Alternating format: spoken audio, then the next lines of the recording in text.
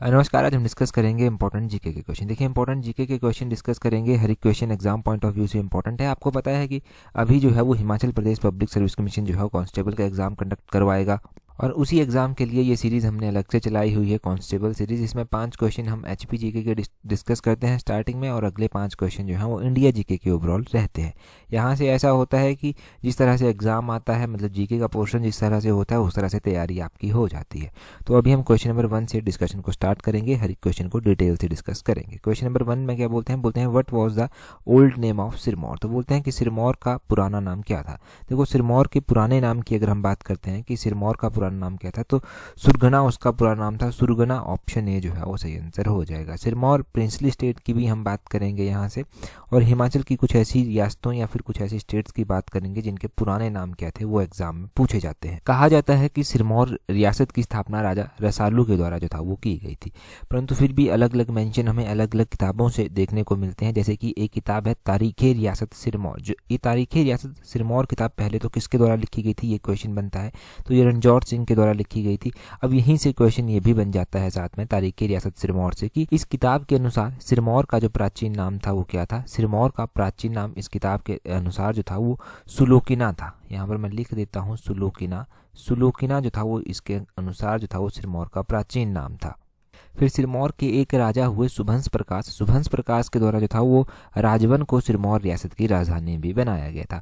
उसके बाद उदित प्रकाश आए, एक राजा। उदित प्रकाश के द्वारा सिरमौर की राजधानी राजवन से शिफ्ट कर दी गई, कालसी में स्थापित की गई, और इस तरह से राजधानियां सिरमौर की बीच बीच में हमें देखने को मिलता है कि शिफ्ट होती रही।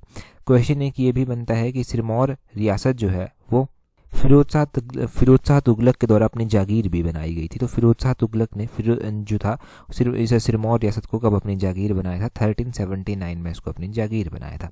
1379 में उसने जागीर बना लिया। एक और क्वेश्चन अभी जो पेपर 1 में भी पूछा गया था, पेपर 1 में ये क्वेश्चन पूछा गया था कि नाहन शहर जो है ना, नाहन शहर की स्थापना किसने की थी। तो नाहन जो सिटी आती है, नाहन जो शहर आता है, उसकी स्थापना राजा करम प्रकाश के द्वारा की गई थी। सिरमौर में हमने बैटल ऑफ भंगाणी पढ़ा है कि गुरु गोविंद सिंह जी की जो है वो बिलासपुर के राजा के साथ लड़ाई होती है, जिसको बैटल ऑफ भंगाणी कहा जाता है। तो ये भी क्वेश्चन बनता है कि भंगाणी साहिब का युद्ध जो हुआ था वो कब हुआ था। तो ये तो हम पढ़ चुके हैं कि भंगाणी साहिब का युद्ध कब हुआ था, वो आप कमेंट करके बताएंगे।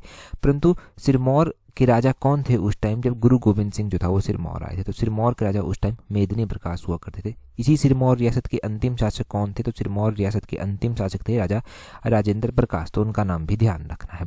अगला क्वेश्चन देखते हैं हमारे पास क्या पूछा गया है। हाँ, ओल्ड नेम रह गए कुछ एक रियासतों के, तो उनको मैं बता देता हूँ। जैसे कि बैजनाथ। बैजनाथ का पुराना नाम क्या है। बैजनाथ का पुराना नाम कीरग्राम है। वैसे ही नूरपुर का पुराना नाम जो है वो धमेरी है, और सुंदरनगर का पुराना नाम बन्नेड़ है। कहलूर जो रियासत आती है, कहलूर मतलब बिलासपुर को कहते हैं, तो बिलासपुर का पुराना नाम क्या है, कहलूर बिलासपुर का पुराना नाम है।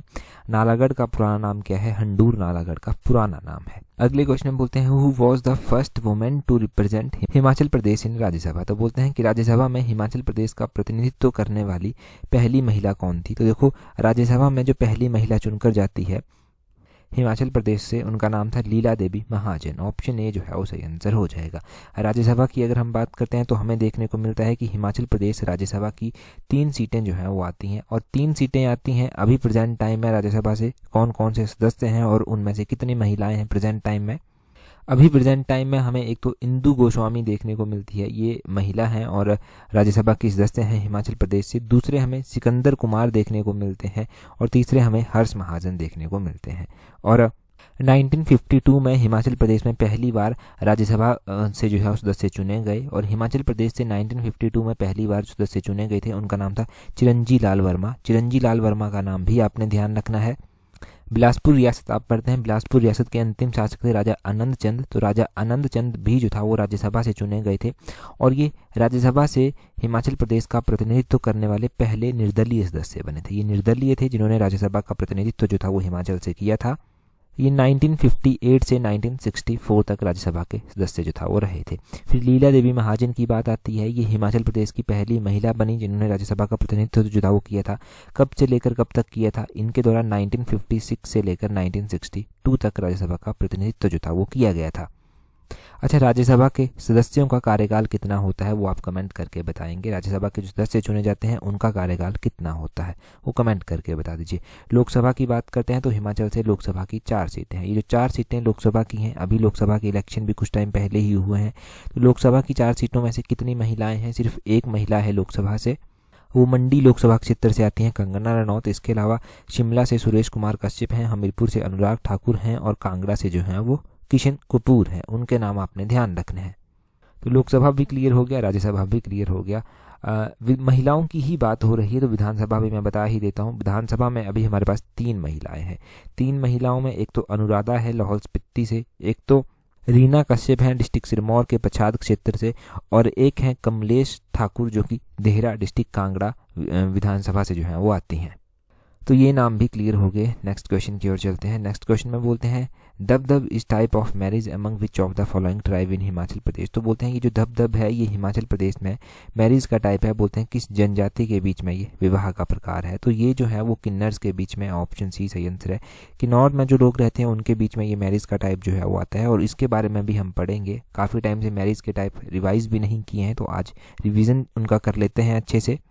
यहाँ पर देखिए आप, जो मैरिज के टाइप हैं या फिर डाइवोर्स के टाइप हैं किन्नर्स के बीच में, उसमें दम चालीसा आ जाता है, दमसांग सीच आ जाता है, बिनांग हचीस आ जाता है, जोशीस आ जाता है। ये लव मैरिज के टाइप जो हैं वो उनके बीच में आते हैं। दरोस आ जाता है, दुबर आ जाता है, दबदब बिन को कहते हैं, न्यामसा लेमो आ जाता है, न्यामसा दे पांग आ जाता है, आशीष आ जाता है, हचीस आ जाता है। ये मैरिज बाय फोर्स होते हैं। तो दबदब जो हम पढ़ रहे हैं वो मैरिज बाय फोर्स है, मतलब फोर्सेबली की जाने वाली शादी है।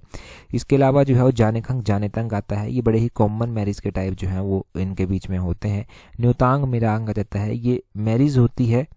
इस मैरिज में क्या होता है, only 2 person go in marriage. इसमें सिर्फ 2 लोग मैरिज में जाते हैं, क्योंकि फाइनेंशियल कंडीशन जो है वो ठीक नहीं होती, इसलिए 2 ही लोग जो है वो यहाँ पर जाते हैं।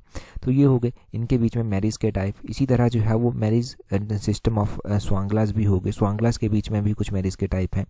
इनके बीच में जो रुश्ता ते ब्याह एक मैरिज का टाइप आता है। ये अलॉटमेंट है, जहाँ पर लड़का लड़की एक दूसरे के साथ प्यार करते हैं और वो फिर शादी कर लेते हैं। कुआ ब्याह हो गया, ये मैरिज बाय कैप्चर होती है, लड़के के द्वारा कैप्चर कर लिया जाता है। और उसी तरह मजमी ब्याह होता है। इसमें लड़का अपनी बहन को भेजता है लड़की को लाने के लिए, क्योंकि वो मैरिज के जो खर्चे होते हैं उनको जो है वो नहीं बियर कर पाता, इसलिए वो अपनी बहन को भेजता है। तो ये स्वांगलास के बीच में मैरिज के टाइप होते हैं। तो ये किन्नर्स और स्वांगलास के बीच में हमने मैरिज के टाइप भी पढ़ लिए। ये इंपॉर्टेंट है दोनों ही। नेक्स्ट क्वेश्चन देखते हैं हमारे पास। नेक्स्ट क्वेश्चन में क्या पूछा गया है। नेक्स्ट क्वेश्चन में पूछा गया है विच of the following pass located between Lahaul and Bharmour. तो बोलते हैं कि कौन सा दर्रा ऐसा है जो लाहौल और भरमौर के बीच में स्थित है। हमारे पास हिमाचल में बहुत सारे पासेज आते हैं। अब ये पासेज यहाँ से भी क्वेश्चन एक बनता है। इनमें से कौन सा दर्रा कहाँ कहाँ पर किस किस के बीच में स्थित है, अगर वो पता है आपको तो इजीली जो है वो क्वेश्चन सॉल्व हो जाते हैं। सबसे पहले हमारे पास दुग्गी जोत दिया गया है। तो दुग्गी जोत ही ऐसा जोत है जो कि लाहौल और भरमौर के बीच में स्थित है। तो ऑप्शन ए ही जो है वो सही आंसर हो जाएगा। इसी तरह ऑप्शन में जो है वो तोरी जोत भी दिया गया है। तो तोरी जोत किस किस के बीच में स्थित है। तोरी जोत आपने ध्यान रखना है चंबा और कांगड़ा के बीच में जो है वो स्थित है। यहाँ पर सारी गलू जो है वो दिया गया है। ये जो सारी गलू है ये कांगड़ा और कुल्लू के बीच में जो है वो स्थित है। यहाँ पर दराती पास जो है वो दिया गया है। दराती पास तो बड़ा ही कॉमन पास है, और आप जानते हैं कि ये चंबा को पांगी से जो है वो जोड़ता है। पांगी जाना होता है तो दराती पास, साच पास ये मेन गेट वे जो है वो माने जाते हैं। वैसे साच पास तो बहुत बार पूछा जाता है, दराती पास भी वैसे ही इम्पोर्टेंट है। अभी दुग्गी जोत आपको पता चल गया कि लाहौल को ये भरमौर से जोड़ता है। अच्छा, लाहौल को भरमौर से जोड़ने वाले कुछ और भी दर्रे हैं। कौन कौन से दर्रे हैं यहाँ पर मैं लिख देता हूँ। जैसे कि कालीचो दर्रा हो गया। कालीचो दर्रा लाहौल को भरमौर से जोड़ता है। दुग्गी जोत हो गया। दुग्गी जोत के अलावा एक छोबू जोत हो गया जो कि लाहौल को भरमौर से जोड़ता है। छोबू जोत के अलावा जो है वो कुगती पास हो गया। कुगती वाइल्ड लाइफ सेंचुरी भी आती है, कुगती पास भी है। कुगती पास लाहौल को जो है भरमौर से ये कुगती पास जोड़ देता है। कुगती पास के अलावा एक शिप्तिंग पास भी आता है। शिप्तिंग पास भी इंपॉर्टेंट है। शिप्तिंग पास भी जो है लाहौल को भरमौर से जोड़ देता है। तो ये हमारे पास इंपॉर्टेंट पासेज हैं जो कि लाहौल को भरमौर से जोड़ते हैं। इसके अलावा जैसे कि हमने तोरी जोत पढ़ लिया, सारी पास पढ़ लिया, हमने दराती पास पढ़ लिया। ये भी अलग अलग दर्रे हैं जो कि एग्ज़ाम में पूछे जाते हैं। तो ये डाटा मतलब याद ही होना चाहिए। इस डाटा का कोई अल्टरनेट नहीं है, ये रट्टा ही मारना पड़ता है, याद रह जाता है फिर खुद ही। नेक्स्ट क्वेश्चन की ओर चलते हैं। हमारे पास नेक्स्ट क्वेश्चन में क्या पूछा गया है। नेक्स्ट क्वेश्चन देखिए क्या बोलते हैं यहाँ पर in which year improved agriculture development programme was started in Mandi with the help of Germany. तो जर्मनी जो कंट्री है, जर्मनी की सहायता से मंडी में जो है वो एक एग्रीकल्चर को बेहतर बनाने के लिए कृषि विकास कार्यक्रम जो है वो शुरू किया गया था। ये बोलते हैं कौन से ईयर में स्टार्ट किया गया था। ये भी स्टार लाइनर क्वेश्चन है, बहुत बार पूछे गए हैं ऐसे क्वेश्चन। तो मंडी में स्टार्ट किया गया ये agriculture improved agriculture development programme, और ये प्रोग्राम 1962 में स्टार्ट किया गया था। ऑप्शन बी जो है वो सही आंसर हो जाएगा। 1962 में इसको स्टार्ट किया गया। थोड़ी सी जानकारी इसके बारे में हमारे पास है। ये जो इम्प्रूव्ड एग्रीकल्चर डेवलपमेंट प्रोग्राम है ये मंडी में स्टार्ट किया गया 14 नवंबर 1962 को। इसमें जो कोलैब किया गया वो किसके साथ किया गया, या फिर किस कंट्री के साथ, किस कंट्री ने यहाँ पर सहायता करने का जो है वो एक वादा किया था, तो वो जर्मनी कंट्री थी, उसके द्वारा किया गया था। जर्मनी के द्वारा किया गया था। 1962 ईयर था। देखिए, जब हिमाचल प्रदेश का गठन हुआ था 1948 में, तो उसके बाद जनगणना होती है, या फिर 1950-51 में ये पता चलता है कि हिमाचल का जो पर कैपिटा इनकम है वो ₹240 उस टाइम मांगा गया था। ₹240 जो था वो उस टाइम हिमाचल का पर कैपिटा इनकम था। फिर उस पर कैपिटा इनकम को इंक्रीज़ करने के लिए अलग अलग स्टेप्स उठाए गए, जैसे कि जर्मनी की सहायता से एक तरह का एग्रीकल्चर प्रोग्राम चला दिया गया मंडी में। कांगड़ा में भी एक एग्रीकल्चर प्रोग्राम इस तरह का चलाया गया। कांगड़ा में जो प्रोग्राम चलाया गया था वो 1967 में जो था वो चलाया गया था। उसी तरह हमें देखने को मिलता है कि हिमाचल प्रदेश में क्रॉप इंश्योरेंस स्कीम भी जो है वो स्टार्ट की जाती है। 1981-82 से जो है ये पायलट बेसिस पर जो है वो स्टार्ट की जाती है। फिर उसके बाद 1986 में इसको कॉम्प्रहेंसिव स्कीम बना दिया जाता है। हमें ऐसे ही देखने को मिलता है कि integrated scheme of oil seed and pulses oil and palm मेज भी चलाई गई, जिसको शॉर्ट में क्या कहा गया, जिसको ISOPOM कहा गया। ये स्कीम भी लॉन्च की गई। ये स्कीम 2004-2005 में जो था वो लॉन्च की गई थी, और ये भी इम्पोर्टेंट स्कीम थी एक। हिमाचल प्रदेश में मशरूम की खेती को जो है वो आगे ले जाने के लिए डच कंट्री की सहायता से जो था वो एक Indo Dutch mushroom development programme project जो था वो पालमपुर में लॉन्च किया गया, और ये प्रोजेक्ट 1985 में जो था वो लॉन्च किया गया था। इंडो डच एक मशरूम डेवलपमेंट प्रोजेक्ट पालमपुर में 1985 में जो था वो स्टार्ट किया गया था, लॉन्च किया गया था। और इसमें नाम से ही पता चल रहा है कि डच टेक्नोलॉजी का यूज़ जो था वो किया गया था। तो ये हो गया डिटेल में। अगला क्वेश्चन देखते हैं हम। हमारे पास जो है वो इंडिया जीके का क्वेश्चन है। आप सोचते होंगे कि इतने डिटेल में भी क्या पूछा जाएगा। नहीं, इतने डिटेल में पढ़ना ज़रूरी है, पढ़ना ज़रूरी है। पूछा जाए बहुत ही आसान क्वेश्चन बन जाए, क्योंकि हमें तो मालूम नहीं होता कभी भी कि क्या पूछा जाएगा। टफेस्ट सिचुएशन के लिए तैयार रहना है, और अगर टफेस्ट सिचुएशन के लिए आप तैयार हैं तो आसान क्वेश्चन खुद ही जो है वो क्लियर हो जाते हैं, और एग्ज़ाम भी तभी क्लियर होता है। अब हिमाचल जीके के क्वेश्चन के बाद अब इंडिया जीके के अगले क्वेश्चन हैं। बोलते हैं अगले क्वेश्चन में, हु स्टार्टेड द शारदा सदन इन बॉम्बे। तो बोलते हैं बॉम्बे में ये शारदा सदन किसके द्वारा स्टार्ट किया गया था। बॉम्बे में जो शारदा सदन स्टार्ट किया गया था वो स्टार्ट किया गया था पंडिता रमाबाई के द्वारा। ऑप्शन बी सही आंसर है। ठीक है, पंडिता रमाबाई के द्वारा स्टार्ट किया गया था। थोड़ा सा डिटेल से यहाँ पर भी देखना बनता है, थोड़ा सा डिटेल से यहाँ पर भी देख लेते हैं। पंडिता रमाबाई एक इंडियन सोशल रिफॉर्मर थी, जिनके द्वारा जो था वो वुमेन एजुकेशन को लेकर भी काफ़ी काम किया गया, और उनके द्वारा शारदा सदन जो था वो बॉम्बे में स्टार्ट किया गया था। ऐसे ही हमारे पास कुछ एक इंपॉर्टेंट क्वेश्चन और भी बनते हैं, जैसे कि क्या, जैसे कि क्वेश्चन पूछ लेते हैं, थियोसॉफिकल सोसाइटी की स्थापना कब की गई थी। 1875 में थियोसॉफिकल सोसाइटी की स्थापना की गई थी। किसके द्वारा और कहाँ पर स्थापना की गई थी। तो थियोसॉफिकल सोसाइटी की स्थापना 1875 में न्यूयॉर्क अमेरिका में की गई थी। मैडम हेलेना ब्लवाट्स्की के द्वारा इसकी स्थापना की गई थी, और साथ में कर्नल हेनरी ऑलकाउट्स भी थे, जिनके द्वारा इसकी स्थापना की गई थी। ऐसा ही एक और क्वेश्चन जो है वो एग्जाम में रिपीट करके पूछा जाता है कि सत्याशोधक समाज की स्थापना किसने की थी और कब की थी। तो सत्याशोधक समाज की स्थापना ज्योतिबाई फुले ने की थी। ज्योतिबाई फुले के द्वारा सत्याशोधक समाज की स्थापना 1872 के आसपास की गई थी, वो आपने ध्यान रखना है। बाकी तो ब्रह्म समाज हो गया, हमारे पास आर्य समाज हो गया, प्रार्थना समाज हो गया, इनकी स्थापना तो आपको पता ही है कि ब्रह्म समाज की स्थापना 1828 में राजा राम मोहन रॉय ने की थी। आर्य समाज की स्थापना 1875 में स्वामी दयानंद सरस्वती ने की थी। प्रार्थना समाज की स्थापना जो था वो डॉक्टर आत्मारंग पांडुरंग के द्वारा जो था वो की गई थी। तो ये स्थापनाएं आपने ध्यान रखनी है। अगले क्वेश्चन में क्या बोलते हैं which is second largest continent in the world. तो बोलते हैं सेकंड लार्जेस्ट कॉन्टिनेंट वर्ल्ड का कौन सा है। ऐसे तो कॉमनली फर्स्ट पूछ लिया जाता है, परंतु यहाँ पर सेकंड पूछा गया है। हम डिटेल से यहाँ पर भी पढ़ेंगे। सेकंड लार्जेस्ट जो कॉन्टिनेंट है वो है अफ्रीका। ऑप्शन बी जो है वो सही आंसर हो जाएगा। अफ्रीका जो है वो सेकंड लार्जेस्ट कॉन्टिनेंट है वर्ल्ड का, और ये जो है वो सेकंड लार्जेस्ट कॉन्टिनेंट भी है वर्ल्ड का in term of population. In term of area तो ये है ही है, परंतु इन टर्म ऑफ पॉपुलेशन भी ये सेकंड लार्जेस्ट कॉन्टिनेंट है। देखो कॉन्टिनेंट्स की हम बात करते हैं तो हमें एशिया कॉन्टिनेंट देखने को मिलता है, हमें अफ्रीका कॉन्टिनेंट देखने को मिलता है, उसके बाद हमें नॉर्थ अमेरिका देखने को मिलता है, हमें साउथ अमेरिका देखने को मिलता है, ऑस्ट्रेलिया देखने को मिलता है, ऑस्ट्रेलिया के अलावा अंटार्कटिका भी देखने को मिलता है। अगर हम लार्जेस्ट कॉन्टिनेंट की बात करते हैं तो एशिया जो है वो लार्जेस्ट कॉन्टिनेंट है। सेकंड लार्जेस्ट कॉन्टिनेंट की बात करते हैं तो वो अफ्रीका जो है वो सेकंड लार्जेस्ट कॉन्टिनेंट जो है वो आ जाता है एशिया के बाद। और उसी तरह हम बात करते हैं कि तीसरे नंबर पर लार्जेस्ट कॉन्टिनेंट कौन सा आता है, तो तीसरे नंबर पर नॉर्थ अमेरिका जो है वो लार्जेस्ट कॉन्टिनेंट जो है वो आता है।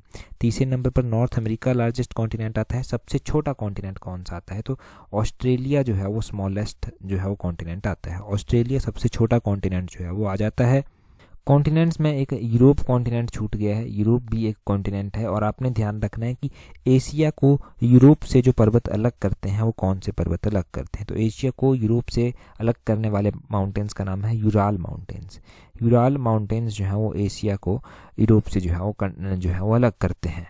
तो ये हमने बेसिक एनसीईआरटी के बारे में, एनसीईआरटी की ही सारी नॉलेज है कॉन्टिनेंट्स की जो हमने जानी, ठीक है जी। तो इसको ध्यान रखना, यहाँ से क्वेश्चन बन सकता है। अगले क्वेश्चन में देखिए क्या बोलते हैं which atomic power station in India is built completely indigenously. तो बोलते हैं कि भारत में कौन सा परमाणु ऊर्जा संयंत्र ऐसा है जो पूरी तरह से स्वदेशी रूप से बनाया गया है, मतलब हमने खुद ही बनाया है उसको, वो है कालपाकम। कालपाकम ऑप्शन ए जो है वो सही आंसर हो जाएगा। कालपाकम जो एटॉमिक पावर स्टेशन है ये पड़ता कहाँ पर है, ये तमिलनाडु स्टेट में जो है वो पड़ता है। और इंडिजिनियसली खुद बनाया गया है इसको। आप कहेंगे कि बाकी भी तो इंडिया में ही हैं, खुद ही बनाए होंगे, नहीं, कुछ एक ऐसे भी हैं जिनको बाकी किसी कंट्री की सहायता से जो है वो बनाया गया है। नरोरा यहाँ पर दिया गया है, नरोरा जो है वो उत्तर प्रदेश में जो है वो स्थित है ये एटॉमिक पावर प्लांट। वैसे ही तारापुर यहाँ पर दिया गया है, तारापुर जो है वो कहाँ पर स्थित है, ये महाराष्ट्र में जो है वो आता है। रावत भाटा दिया गया है, ये राजस्थान में जो है वो आता है। इनके अलावा भी कुछ हमारे पास जो है वो एटॉमिक पावर प्लांट हैं, जैसे कि कायगा हो गया। कायगा जो है वो कहाँ पर स्थित है, ये कर्नाटक में जो है वो आता है। कायगा के अलावा जो है वो कालपाकम हो गया, वो हमने जान लिया तमिलनाडु में स्थित है। एक कुंडनकुलम भी हो गया, कुंडनकुलम भी तमिलनाडु में ही स्थित है। कुंडनकुलम भी कहाँ पर, तमिलनाडु में ही स्थित है। कई बार एक और क्वेश्चन बन जाता है एग्जाम में कि first and oldest nuclear power plant कौन सा है, तो first and oldest nuclear power plant जो है वो है Tarapur nuclear power plant, Tarapur atomic power plant या न्यूक्लियर पावर प्लांट। और ये जो है वो महाराष्ट्र में स्थित है, ये फर्स्ट भी है और ओल्डेस्ट भी है। नेक्स्ट क्वेश्चन देखते हैं यहाँ से हमारे पास क्या पूछा गया है। नेक्स्ट क्वेश्चन में क्या बोलते हैं, नेक्स्ट क्वेश्चन में बोलते हैं the subject police is included in which list of Indian constitution. तो देखो इंडियन कॉन्स्टिट्यूशन में अलग अलग लिस्टें आती हैं, एक स्टेट लिस्ट आती है, एक कंकरेंट लिस्ट आती है, यूनियन लिस्ट जो है वो आती है। तो बोलते हैं कि पुलिस ये जो सब्जेक्ट है ना ये कौन सी लिस्ट में जो है वो आता है। तो पुलिस सब्जेक्ट की अगर हम बात करें, क्योंकि अब पुलिस का ही एग्ज़ाम दे रहे हैं, पुलिस कांस्टेबल का ही एग्ज़ाम देंगे, तो पुलिस जो है वो स्टेट लिस्ट में जो है वो आता है। ऑप्शन ए जो है वो सही आंसर हो जाएगा। स्टेट लिस्ट में पुलिस आता है। तो यहाँ पर देखिए यूनियन लिस्ट में कौन कौन से सब्जेक्ट आते हैं। यूनियन लिस्ट में डिफेंस आता है, फॉरेन अफेयर्स आता है, रेलवे आता है, नेशनल हाईवे जो है वो यूनियन लिस्ट में आता है, शिपिंग एंड नेविगेशन जो आता है, जो नेशनल हाईवे वाटरवेज होते हैं वो भी इसमें आता है। वैसे ही अगर हम स्टेट लिस्ट की बात करते हैं तो यहाँ पर पब्लिक ऑर्डर आता है, पुलिस आता है, एग्रीकल्चर आता है, एग्रीकल्चर जो है वो इसमें आता है। एग्रीकल्चर के अलावा जो है वो रिसर्च जो एग्रीकल्चर से रिलेटेड एजुकेशन रिसर्च है वो इसमें आता है। वैसे प्रॉपरली एजुकेशन की बात करते हैं आप तो एजुकेशन तो कंकरेंट लिस्ट में जो है वो आता है, ये कंकरेंट लिस्ट का सब्जेक्ट है। कंकरेंट लिस्ट में ही क्रिमिनल लॉ आ जाता है, जो आईपीसी होता था पहले, इंडियन पिनल कोड, वो भी इसी में आता था। मैरिज एंड डाइवोर्स इसमें आता है, prevention and cruelty to animal इसमें आता है, forest education, technical education, medical education, universities जो है वो कंकरेंट लिस्ट में आती हैं। यहाँ पर ही एक इम्पॉर्टेंट पॉइंट आपके लिए ये बन जाएगा कि आईपीसी जो इंडियन पिनल कोड है उसका नया नाम रखा गया है, तो वो नया नाम जो है वो क्या रखा गया है, आईपीसी का। तो इंडियन पिनल कोड का भी नाम बदल दिया गया है और भारतीय न्याय संहिता जो है वो उसका पूरा नाम जो है वो रखा गया, नया नाम जो है वो रखा गया है। कि इसका आईपीसी का नया नाम क्या है, तो वो पता चल गया आपको, भारतीय न्याय संहिता जो है वो नया नाम है। नेक्स्ट क्वेश्चन देखिए क्या बोलते हैं। नेक्स्ट क्वेश्चन में बोलते हैं यहाँ पर विच of the following planet rotates clockwise. तो कुछ प्लेनेट्स ऐसे हैं जो क्लॉकवाइज भी रोटेट करते हैं। क्लॉकवाइज रोटेट करने वाले प्लेनेट्स में जो है हमारे पास वीनस और यूरेनस प्लेनेट जो है वो आ जाते हैं। ऑप्शन ए जो है वो सही आंसर है। वीनस और यूरेनस प्लेनेट जो है वो क्लॉकवाइज रोटेट करते हैं। वैसे ही आप देखिए कि प्लेनेट जो हमारे पास हैं सोलर सिस्टम में, वीनस और यूरेनस को छोड़कर बाकी जितने भी प्लेनेट हैं वो जो है काउंटर क्लॉकवाइज जो है वो रोटेट करते हैं। और ऐसा ही क्वेश्चन अर्थ के बारे में भी पूछा जाता है कि अर्थ जो है वो किस तरह से घूमता है, किस डायरेक्शन में घूमता है। तो अर्थ वेस्ट टू ईस्ट जो है वो घूमता है, वेस्ट टू ईस्ट जो है वो अर्थ घूमती है। पृथ्वी हमारी वेस्ट टू ईस्ट घूमती है, जो कि मोस्ट इंपॉर्टेंट है। और रोटेशन से ही जो है वो होता है कि सूर्य जो है वो ईस्ट से निकलता है और वेस्ट में जो है वो अस्त हो जाता है। अब प्लेनेट्स के बारे में ही अलग अलग क्वेश्चन जो है वो बनते हैं एग्जाम में। जैसे कि वीनस की बात हो रही है तो वीनस को जो है वो मॉर्निंग स्टार कहते हैं, तो क्वेश्चन पूछेंगे कि मॉर्निंग स्टार किसको कहते हैं, वीनस को कहते हैं। इवनिंग स्टार किसको कहते हैं, तो इवनिंग स्टार भी वीनस को ही कहते हैं। ब्राइटेस्ट चमकीला ग्रह किसको कहते हैं, वो भी वीनस को ही जो है वो कहा जाता है। और उसी तरह जो है वो अर्थ का ट्विन किसको कहते हैं, तो अर्थ का ट्विन जो है वो भी वीनस को ही जो है वो कहा जाता है। अर्थ के जो सबसे नियरेस्ट प्लेनेट है वो कौन सा है, नियरेस्ट प्लेनेट टू अर्थ जो है वो वीनस ही है, ये ध्यान रखना है। यूरेनस की बात हो रही है तो यूरेनस को ग्रीन प्लेनेट जो है वो कहते हैं, हरा ग्रह कहते हैं। जैसे यूरेनस को ग्रीन प्लेनेट कहते हैं, धरती को जो है वो ब्लू प्लेनेट जो है वो कहा जाता है। और अगर हम बात करें कि सबसे कोल्डेस्ट प्लेनेट कौन सा है, ठंडा प्लेनेट जो है वो कौन सा है, तो नेपच्यून जो है वो सबसे कोल्डेस्ट प्लेनेट जो है वो है। हॉटेस्ट प्लेनेट में वीनस आ जाता है, कोल्डेस्ट प्लेनेट में जो है वो नेपच्यून आ जाता है। डेंसेस्ट भी होता है, सबसे जो घनत्व वाला प्लेनेट है वो कौन सा है, तो वो हमारा पृथ्वी है, सबसे घनत्व वाला प्लेनेट। एक जैसे कि ग्रीन प्लेनेट यूरेनस को कहेंगे, ब्लू प्लेनेट अर्थ को कहेंगे, रेड प्लेनेट भी कहते हैं, रेड प्लेनेट जो है वो मार्स को कहा जाता है। तो ये हो गई ग्रहों की हमारे पास पूरी की पूरी जानकारी, जहाँ से क्वेश्चन बनते हैं। बेसिक से एग्ज़ाम्स हैं और ये क्वेश्चन बेसिक से हैं। किसी भी एग्ज़ाम की जब तैयारी स्टार्ट होती है तो इस तरह के क्वेश्चन सबसे पहले जो हैं वो पढ़े जाते हैं। क्वेश्चन देखिए, बोलते हैं who was the first DGP of Himachal Pradesh. तो बोलते हैं हिमाचल प्रदेश के पहले डीजीपी जो है वो कौन है, कौन बने थे हिमाचल के पहले डीजीपी, और प्रेजेंट टाइम में डीजीपी कौन है वो भी आप कमेंट करके जो है वो बताएंगे। पिछले कल ही हमने कांस्टेबल की सीरीज़ में ही ये क्वेश्चन डिस्कस किया था, सबसे पहला ही क्वेश्चन डिस्कस किया था। और अब अभी आप जल्दी से कमेंट करके बताएंगे। टेलीग्राम पर अगर आपने अभी तक हमें ज्वाइन नहीं किया है तो अपने टेलीग्राम से सर्च करेंगे @allexam31, इस तरह से आपको हमारा टेलीग्राम चैनल जो है वो मिल जाएगा। टेलीग्राम पर ज्वाइन कर लीजिए, आने वाली हर एक इंपॉर्टेंट अपडेट जो एग्जाम पॉइंट ऑफ व्यू से है वो टेलीग्राम पर आपको मिल जाएगी। टेलीग्राम पर ही आपको हमारा व्हाट्सएप ग्रुप का लिंक भी मिल जाएगा, तो व्हाट्सएप ग्रुप पर भी हमें ज्वाइन कर लें। वहाँ पर भी क्विज़ आपको टाइम टू टाइम मिलते रहते हैं, वहाँ पर भी इंपॉर्टेंट जानकारी मिलती रहती है। That's all, thank you very much for watching and listening it very patiently.